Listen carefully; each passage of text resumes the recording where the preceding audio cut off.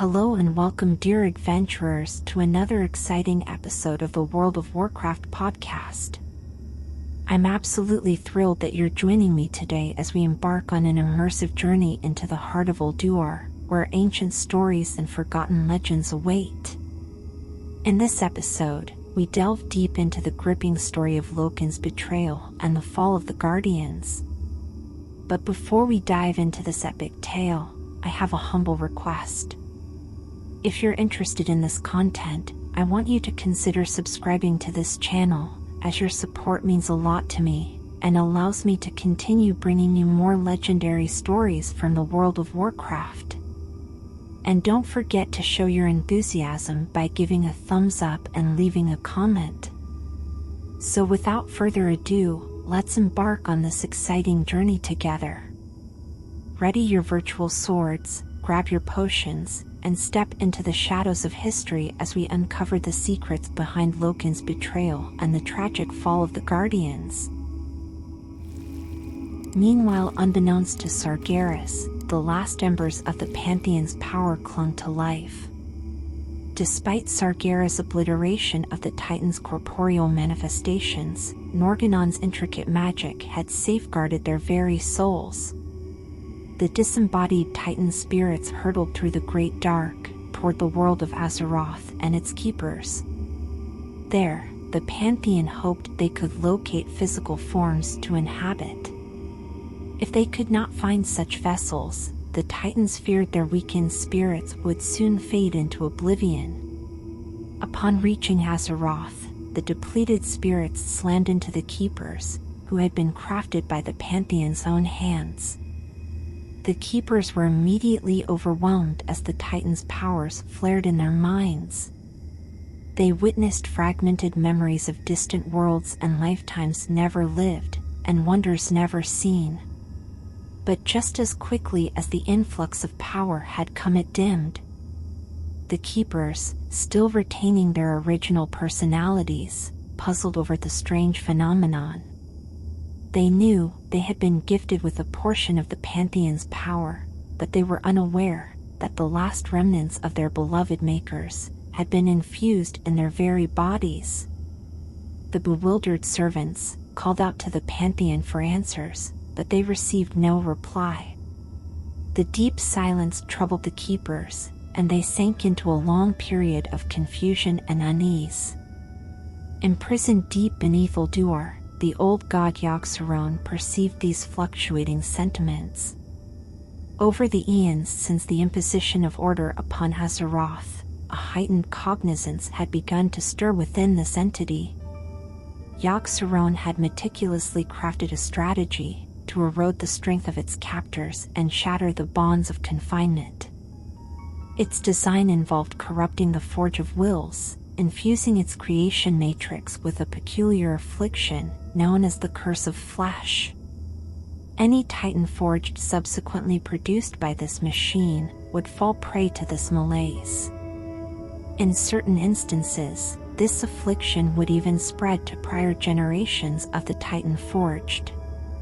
Gradually, this Curse of Flesh would initiate a metamorphosis within many of these afflicted servitors, transitioning them into mortal beings of flesh and blood. A transformation that the astute old god recognized rendered them vulnerable to destruction. To implement this plan, Yogg-Saron turned to Keeper Loken. Out of Ulduar's guardians, Loken had been the most troubled by the Pantheon's silence. Yogg-Saron assailed the Keeper through fevered dreams, stoking the cold fires of his despair. Even in his disturbed state, Loken resisted the whisperings in his mind. Ultimately, his downfall would come from a much subtler place. As Loken drifted deeper and deeper into despair, he sought comfort from a Vrykul named Sif, the mate of his brother, Keeper Thorim. Loken often met with Sif in private, telling her of his darkest fears. In time, a forbidden love blossomed between the two Titan forged. Yogg-Saron latched onto Loken's love for Sif and twisted it into a dangerous obsession. The relationship quickly soured due to LOKEN'S increasingly compulsive behavior. More and more he talked of openly, professing their love for each other, an act that Sif vehemently opposed. She knew that, if Thorim discovered the affair, it would shatter the Keeper's unity. Ultimately, she broke all ties with LOKEN, demanding that he leave her in peace. The thought of losing Sif drove LOKEN to madness. In a fit of anger and jealousy, he lashed out at his love and killed her. Though racked by guilt, he could not bring himself to tell Thorim of what he had done. LOKEN scrambled for a way to cover up Sif's death. It was in this time of need that her spirit appeared before his eyes. To LOKEN'S astonishment, this apparition of Sif extended forgiveness to him. Moreover, she cautioned him about the urgency of swift action, lest Thorim uncover the truth. Such a revelation, she warned, would plunge the Titan forged into internal strife, rupturing every vow LOKEN had sworn to the Pantheon. Sif's counsel sparked a sense of cunning in LOKEN, a trait hitherto unfamiliar in her character. He detected an enigmatic undercurrent within her essence, an unseen shadow, delicate perceptible.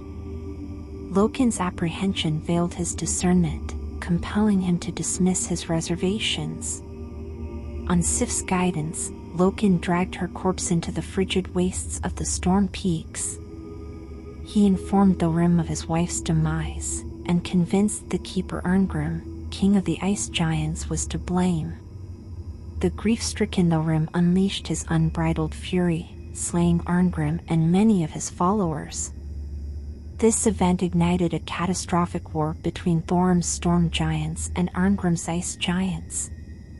Sif's spirit continued aiding LOKEN as the conflict raged. Her guidance became ever more extreme and worrisome, but LOKEN forged ahead nonetheless. She convinced him to build an army of his own, using the Forge of Wills, one large enough to protect Uldur from the depredations of the warring giants. LOKEN was even persuaded to punish his brother for starting the war. He berated Thorim for letting anger rule his emotions, and for creating such a terrible rift between the Titan forged. LOKEN further admonished his brother, claiming that Sif herself would look upon him in shame if she could only see the things he had done in her name. This bitter condemnation threw Thorim into a deep depression. Overcome with regret, he abandoned Uldur and languished in solitude. With Thorim in isolation, LOKEN used his newly forged army to overwhelm the giants and end their conflict. All those who resisted his will were locked away in stasis chambers. But as these battles progressed, LOKEN noticed something unsettling among his warriors. A sinister ailment permeated the very essence of his combatants. Perturbed by this unsettling development, LOKEN once more sought counsel from Sif. However, this instance met with silence. Sif's guidance was conspicuously absent. Alarm gripped the Keeper, unveiling the chilling truth: her spirit had never been present. She existed as naught but an illusion woven by Yogg-Saron. Though LOKEN did not know it, the false spirit of Sif had also tainted the Forge of Wills, while the Keeper was creating his army. Yogg-Saron's curse of flesh had taken root in the heart of the machine's creation matrix. LOKEN had, in his selfishness, allowed Yogg-Saron to play him as an unwitting pawn. This discovery shattered the last vestiges of LOKEN'S noble heart. He became obsessed with keeping his transgressions a secret, even if it meant embracing the power of Yogg-Saron. With such might at his command, he knew he could defeat the remaining Keepers and destroy all evidence of his wrongdoing. In order to defeat the other Keepers, LOKEN realized that he would first have to neutralize Odin and his mighty VALOR army. But a direct attack against their floating citadel, the Halls of Valor, would be impossible. Instead, Loken took a more insidious approach. He reached out to Odin's adopted daughter, the Valkyr Helya. For countless ages, Helya had faithfully executed Odin's decrees, ferrying the departed Vrykul spirits to the halls of Valor. Concurrently, within her spectral core, she harbored an icy resentment that brewed in her ethereal heart. The transformation into a Valkyr against her volition, instigated by Odin, remained an unforgivable transgression in her perception. Helya harbored aspirations of a future where retribution could be extracted for the wrongs perpetrated against her and the others who had been metamorphosed into Valkyr. Loken's call reached out to Helya, exploiting her smoldering fury and sense of betrayal. He pledged to sever the chains of servitude that bound her to Odin's commands.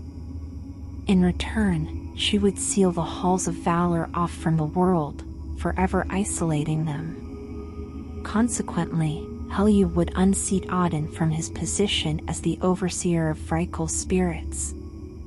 Enticed by this chance to sate her appetite for revenge, she agreed to Loken's plans. After Loken had restored her free will, Helya called on the same powers she had used to secure the elemental plane in ages past. She bent the latent arcane energies swirling around Azeroth to her command, sealing off the halls of Valor and the inhabitants within. Odin and his mighty Valorjar struggled desperately to escape their floating citadel, but they could not break the impregnable barrier Helya had created. There the Valorjar and the Keeper would remain, trapped within the golden corridors of the halls of Valor, for ages to come. Helya, now liberated from her life of servitude, forged a new home for herself and the other Valkyr. She created this enchanted refuge far below the halls of Valor, binding it to Azeroth's great seas. The ocean mist soon coiled up to envelop Helya's domain and shroud it from sight. Known as Helheim, this realm would become the final destination for many Vrykul spirits after death. The darkness that had long festered in Helya's heart transformed Helheim into a place of nightmare and shadow. The souls of dead Vrykul who arrived there soon found themselves turned into vengeful wraith-like beings. These cursed spirits were known as the Kavaldir. They became one with the ocean mists bound to the ebb and flow of the tides. The eternal fire of malice and anguish that burned in their souls would drive the Kavaldir to raid and plunder the shores of Kalimdor for all eternity. Following the successful sealing of Odin and the Valorjar, Loken returned to Uldur convinced that he now had the time necessary to meticulously engineer the downfall of his fellow keepers. However, his assurance was soon challenged by an unforeseen threat that emerged on the horizon. Mimiron, possessing a brilliant mind, had initiated an investigation into peculiar irregularities manifesting within Loken's recently fashioned Titan-forged creations. The astute keeper began to suspect that an inherent malfunction within the Forge of Wills might be the underlying cause of the observed anomalies. Before he could fully delve into this conjecture, Loken embarked on an insidious path. He orchestrated the sabotage of Mimiron's workshop, resulting in the apparent occurrence of a tragic accident that claimed the Keeper's life. Mimiron's existence was far from extinguished. Remaining steadfast in their loyalty to Mimiron, his faithful mechagnomes embarked on a frantic mission. Their aim was to construct a colossal mechanized vessel, a body of grand proportions capable of containing and preserving their master's fading essence. This valiant endeavor succeeded in salvaging Mimiron from the precipice of oblivion. However, his return came at a cost. The encounter with the brink of death had irrevocably fractured his once cohesive mind. Subsequently, Mimiron chose to withdraw from the world, enveloping himself in Uldur's sprawling workshops. Within those hallowed halls, he sought solace in the intricate inner workings of his clockwork inventions. His days became ensconced in the labyrinthine machinery of his own creation, and his once brilliant intellect was now fragmented by the brush with mortality. Mimiron, forever altered by his experience, found refuge in seclusion, entangled in the mechanisms that had once been his greatest triumphs. Knowing Mimiron's fate would raise suspicions among the other keepers, Loken dispatched his army to neutralize his remaining brethren. First, Loken confronted Freya at her verdant domain within the Storm Peaks, the Temple of Life. Battle raged between the two keepers and their followers, sundering the temple and bleeding its precious life energies dry. Freya struggled valiantly against her foes, but she ultimately fell to Loken and the shadowy powers Yogg-Saron had granted him. Yogg-Saron itself seized on Freya's weakened state, enthralling her spirit. The old god compelled the broken Freya to withdraw into the halls of Ulduar. There, she would spend her forlorn days, tending to a sprawling garden at the heart of the fortress. As Loken confronted Freya, another group of his Titan-forged waged war on the mighty keeper Hodor within his lair, the Temple of Winter. Two fire giants named Ignis and Volcan led the assault. They enveloped the temple in blistering infernos, sapping Hodor's wintry strength and decimating his icy followers. Loken later arrived to subdue Hodor directly, a task he completed with ease. Just as it had done with Freya, Yogg-Saron warped Hodor's mind. The entity forced the keeper to retreat into a frigid chamber within Ulduar, where he would remain in seclusion for millennia. Two of the remaining keepers, Tyr and Arcadus, did not fall victim to Loken's schemes. Tyr had long suspected that a darkness was growing within the fallen keeper, a suspicion that was confirmed when he witnessed Loken's attack on Hodor. Tyr was in no position to confront Loken directly.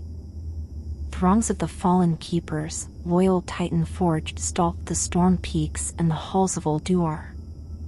Knowing he stood little chance against this army, Tyr took Arcadus and their close friend, a Titan-forged giantess named Ironea, to the outskirts of the Storm Peaks. Among the icy cliffs, they waited and watched Loken's schemes unfold, planning their next move. Loken dispatched his forces to hunt down Tyr and his companions. These Titan-forged scoured the mountains and caves of the Storm Peaks, but they never found their prey. Believing that Tyr and his allies had fled the region, Loken asserted sole dominion over Ulduar. He altered the machineries within the fortress, and used them to anoint himself the new Prime Designate of Azeroth. He also disabled the tainted Forge of Wills, and banished many of his servants to the Storm Peaks. Thereafter, he sealed off the sprawling fortress of Ulduar. Loken languished in regret within Ulduar's silent halls. Despite everything he had accomplished, he was ever fearful that the Pantheon or their appointed watcher, Algalon, would one day return to Azeroth. If that happened, they would discover Loken's horrific crimes and punish him. But in truth, the greatest threat was right beneath Loken's feet. No longer under the watchful eyes of Ulduar's jailers, Yogg-Saron began to stir, working to free itself from its impregnable prison. As he dealt with the other keepers, Loken always expected that Ra would emerge from the surprise. The High Keeper remained silent throughout these world-altering events. Overcome with curiosity, Loken dispatched a contingent of his army to the distant bastion of Uldum to investigate Ra's activities. These Titan-forged agents never found the missing High Keeper, but they did learn from the local Mogu, Tolvir and Anubisats, that Ra had mysteriously vanished. These meetings would have a lasting impact. In journeying south, Loken's forces had unwittingly spread the curse of flesh throughout many of Ra's faithful servants. Unbeknownst to Loken and the Titan Forged, Ra had experienced a revelation. One so terrible that it had driven him into seclusion. When the Pantheon's power and memories had been infused in the Keepers, Ra had reeled in confusion much like his siblings. Over time, however, he had concluded that this event was more than just an anomaly. The influx of power was the last remnant of the Pantheon's spirits. Ra struggled to accept the fact that the Pantheon had fallen.